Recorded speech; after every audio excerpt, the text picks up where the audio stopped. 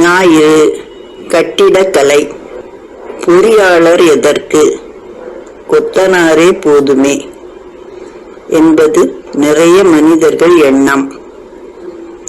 Civil பொறியாளராக படிக்க வேண்டும் என்றால் கணக்கு மட்டுமின்றி கட்டிடக்கலையில் மிகுந்த ஆர்வம், விருப்பம் உடையவர்களாகவும், நுணுக்கங்கள் அறிவதில், வேலை வாங்குவதிலும் சிறந்து விளங்க வேண்டும்.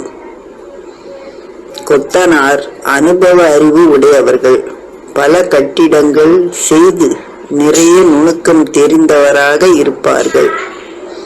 பொறியாளர் சொல்வதை சிறந்த முறையில் புரிந்து செயல்படுபவர்கள்.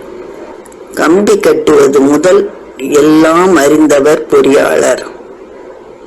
லோடுக்கு ஏற்றபடி கம்பி செலக்ட் செய்வது, எந்த கம்பி உள்பாகம், எந்த கம்பி வெளிபாகம் என்று கணக்கு போட்டு சரியாக கட்டப்பட்டிருக்கிறதா என்று சூப்பர்வைஸ் செய்த பின் கான்கிரீட் போடுவார்கள்.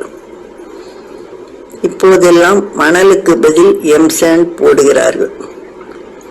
அது எந்த விகிதம் சேர்த்து எதை சேர்த்தால் ஸ்ட்ராங்காக இருக்கும் என்பது கூட ஒரு சிவில் பொறியாளர் கணக்கிட்டு சொன்னால்தான் போட முடியும்.